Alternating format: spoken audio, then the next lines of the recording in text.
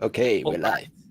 Good evening, everyone, or good morning, or good afternoon, whatever time zone you are watching it from right now, or maybe you are listening to it on Spotify or Apple Podcasts later on.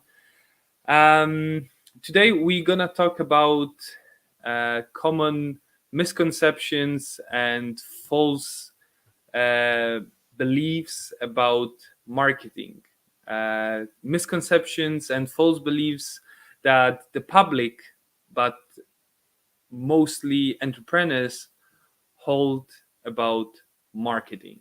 Hmm. So, probably I will take the lead tonight because I'm an expert in marketing. Although Zane knows about marketing a lot, so I hope he will supplement my thoughts tonight. Definitely, yeah. But of course we want to have fun tonight, so we're gonna be very, let's say, straightforward. We're gonna be honest. Yep. We will not hold us back No. about anything. Probably I will tell about some stories that I had with my potential clients or actual clients in relation to those misconceptions. So with this very short intro, I would like to start with the first misconception that entrepreneurs hold and the public holds about marketing. So first misconception: great products don't need to be marketed, and of course that's bullshit. And actually, you know what? The thing is that uh, that's the illusion that most of entrepreneurs uh, have in their early days, because like when you start your own company, you are so positive, you are so optimistic about your product, about your services, that you think that people will be killing themselves to buy from you, so that you don't really do much to sell to people, right? People assume that either don't need to that their products don't or services don't need to be marketed at all, or maybe can be marketed at very low level. I had this kind of client, so it was like it was over a year ago. These people, they were manufacturing really high quality CBD products, like cosmetics, like amazing products. But the thing is that their products were expensive, so like a sports cream or something like that. It costs, like, I believe, more than $50, right? So it's quite a lot for a, like a cream to soothe your soreness of your muscles or something like that. And they believe that they can market it on very low budgets, and then that it will be fine, that it will sell itself. But it wasn't true. Mm. Probably I made a mistake there as well, to really explain to them, like, how much it is required to invest in marketing of their products. Yeah. As I do a lot of I do a lot of programs outside, to really learn from people who are really out there doing the marketing side of things. And one of the things that they always teach you is that it doesn't matter how well your product is being designed, because as you're an entrepreneur, it's a business, you always focus on building good products, thinking that, oh, people will know how good our product is, they will talk about it, they will share it on wherever. But customers just don't do that. Like, we don't do that every day. And one of the examples that they always give is books over here, for example. These are all good books. These are all New York Times bestseller or whatever, but these are also books that are marketed into the market. Think about how many times you walk into a bookstore, they've got thousands and thousands and thousands of books in there, but there's only one or two that actually sell 1 million copies. The rest of them, the author didn't do anything wrong. They put the same amount of effort, sweat, tears, blood, maybe to create that book. But because they don't market it, it just sits there in a bookshelf gathering dust. So, and that was when I had my realization and think, oh, yeah, that is so true because you can write a book, but if you don't market it, no one's going to buy that book because every time you go past, books are either put this way or they are put facing up so that you see that book immediately. They take up more real estate. So, but that is marketing in the most subconscious way. So, um, yeah, definitely. I think like, You know, probably I would compare the success of books as what you are mentioning about the books. I would really draw a connection here and comparison to the movies. So why yeah, Hollywood movies are so popular? Because yeah, they are because these are marketed the most out of all trailers, movies. Yeah, like no like movies coming from no other country than the United States are so heavily marketed. So so that's the big difference that's a between good example. all other movies and Hollywood movies, right? Yeah, yeah, But now let's move on to the second misconception that entrepreneurs hold about marketing. marketing. So marketing's role is only to generate new customers.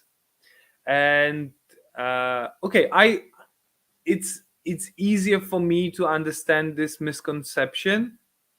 But you know, if you are working on, let's say, on a retainer, just like I do, for example, so that like I have constant contact with my clients, then of course I don't need to market to my clients, but I just have few of them, right? But if your product is, let's say, I don't know, a chewing gum, and even though your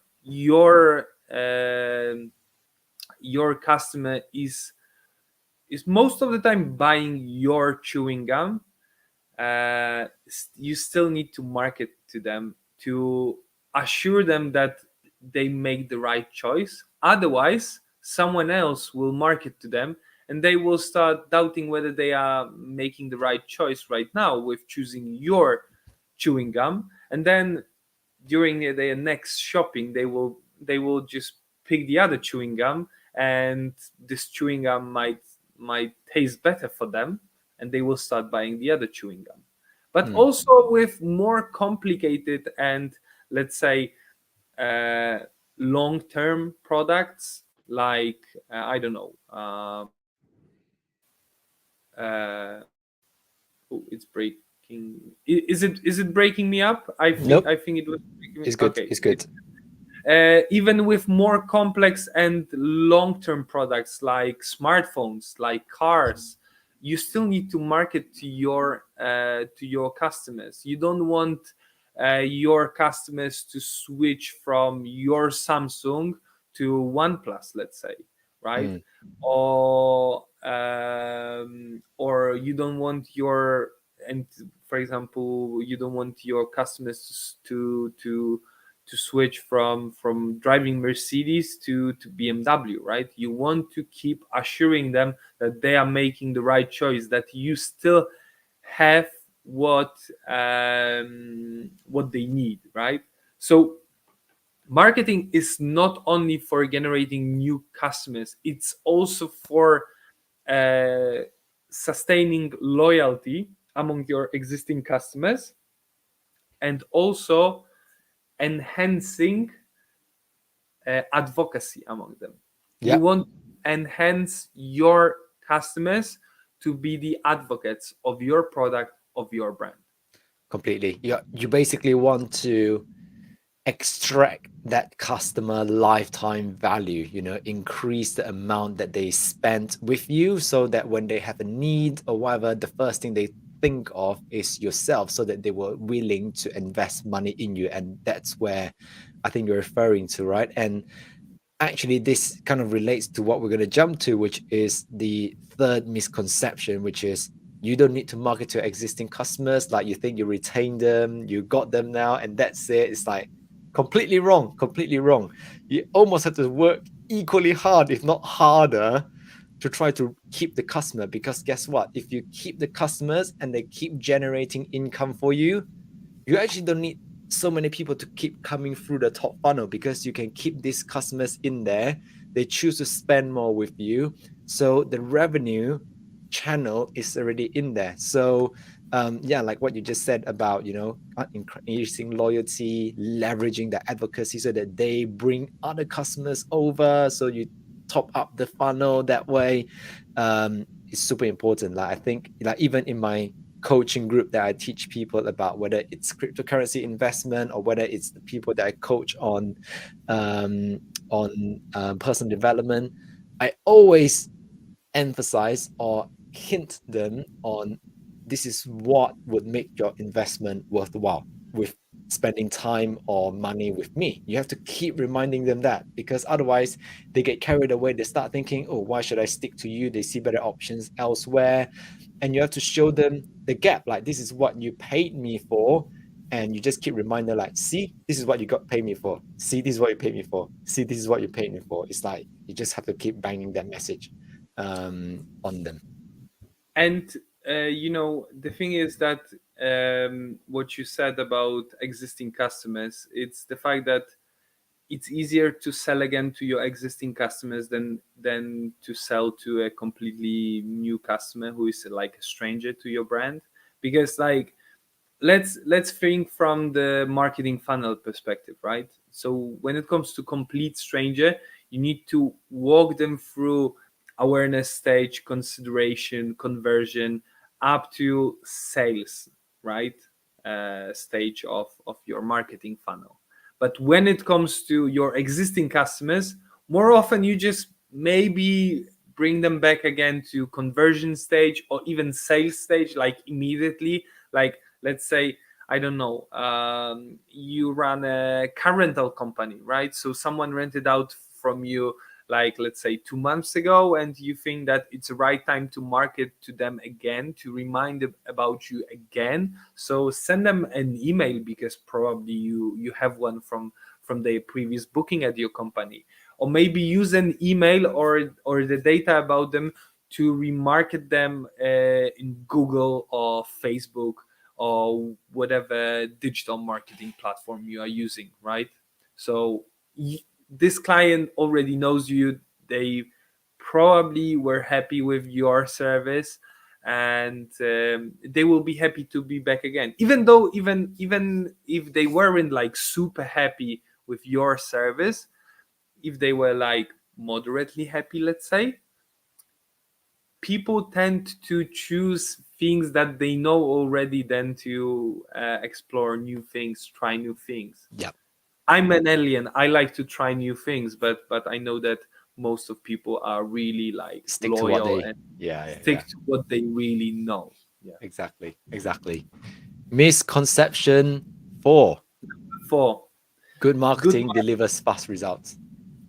Okay, so when it comes to this misconception, I like to use two comparisons, two metaphors, and both of them are sports related.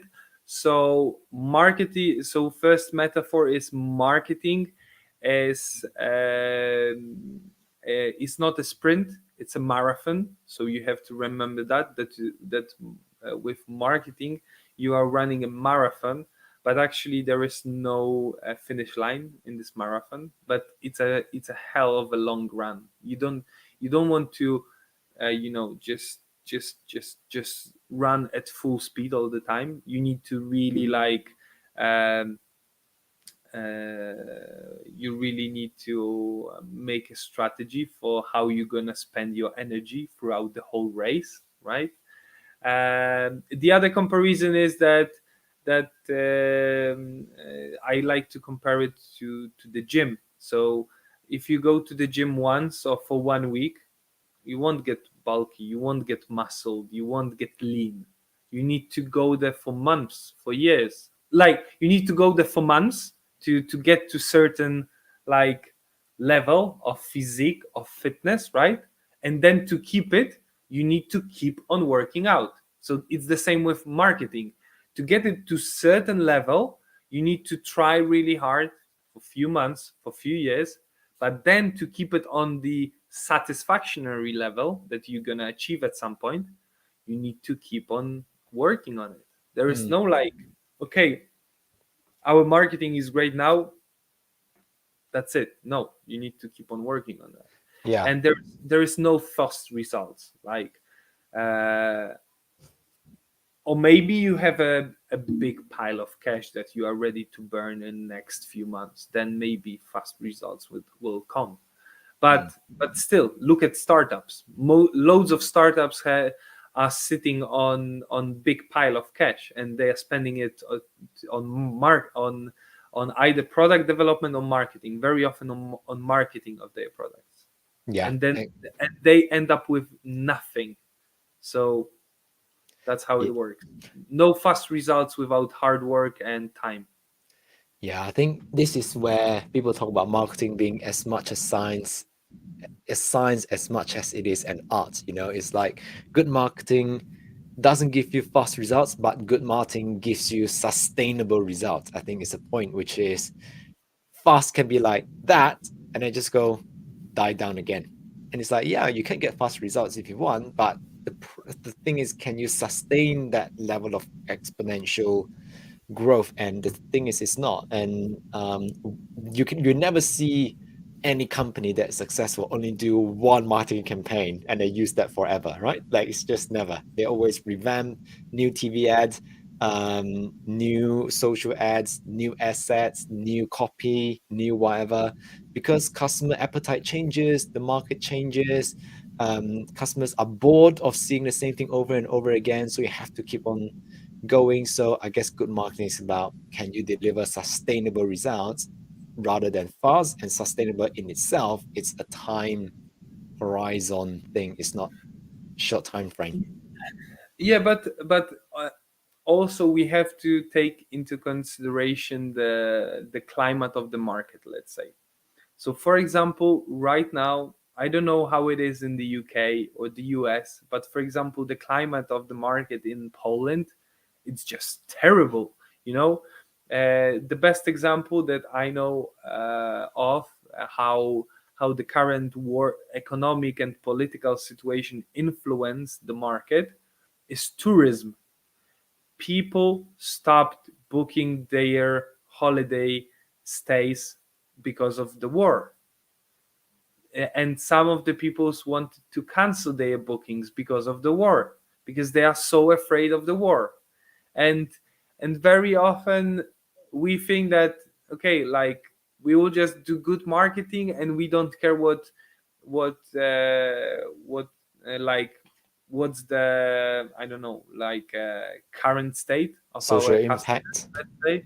Yeah, social impact. Like, Mm. are they afraid at the moment, or what's going on with them? Like, sometimes we don't take this into consideration, but we should take this into consideration.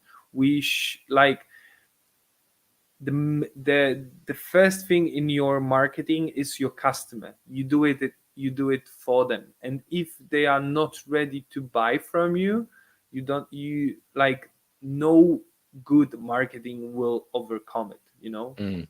Sometimes Mm. you just need time. Yeah, completely. Last but not least. I don't need an agency because marketing is easy. uh I will tell you, I will explain it from my own perspective. So when I started my own business, my agency business, that's what I thought. Marketing is easy, so I can start a marketing agency. And it took me so much time, so much effort, so many books, so many courses, and so many experience with working on actual, marketing strategies and plans to to master, to become an expert in marketing. So yeah, marketing is not easy, definitely. And even though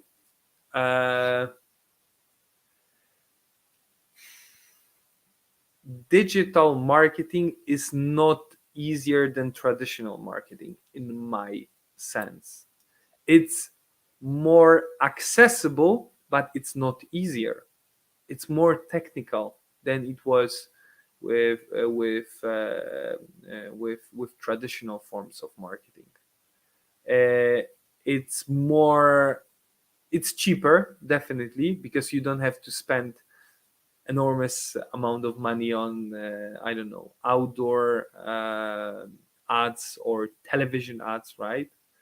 But but it's more technical than that, because with uh, with outdoor ad you could probably design an ad yourself and just go to the printer, and whoever has the outdoor ad, and they will just put it there for you, right? Mm, With a television ad you probably need to hire a studio to do one for you. mm, So so if you need to hire a studio to do a television ad for you, why don't you hire an agency to do social media marketing for you, your mm. Facebook advertising, your Google advertising? Yeah. I like what you said, you're like, I definitely spent time doing Facebook marketing and Instagram, all this sort of stuff myself, right? And what you said is completely true. It's accessible. Basically, everyone can do it, but to do it right, to do it so that you have results, it's not. That's a profession. That's why people will have living. People will make a living out of that. It's just like when your water pipe goes wrong, water comes out everywhere, and you have a plumber. It takes a plumber 5 minutes to fix the things that you can see. You know where exactly it goes wrong. You're like, why should I pay this plumber, I don't know, $50, $75, $100 an hour to do this thing that takes 5 minutes? But the truth is, you're buying his expertise and you're buying his knowledge in where to fix that, where to apply that fix, right? So that it resolves the problem in the most effective manner. It's the same thing here. You have to find a way to. I think we have to be quite careful what we're saying. We're not saying that you must get an agency. Like, if you can do it, fine. Not a problem. If you are Like, so good, but what? Let me finish. What I want to say is that when you go for an agency, you I personally think it's good to have agency because they bring a third party perspective into your business, it, and they can put in frameworks that you normally will get thought you will get so trapped in yourself sometimes when you're so in the business, and having them take something away from you, they can evaluate from a very objective place. And obviously, when you do evaluate agencies, you have to make sure that they can deliver the value that you want, which is what you have been working so hard for, is that making sure they can see the value, making sure that they give you the freedom to do the things that you are good at, because that's what you pay them for. So just let them do the bloody job.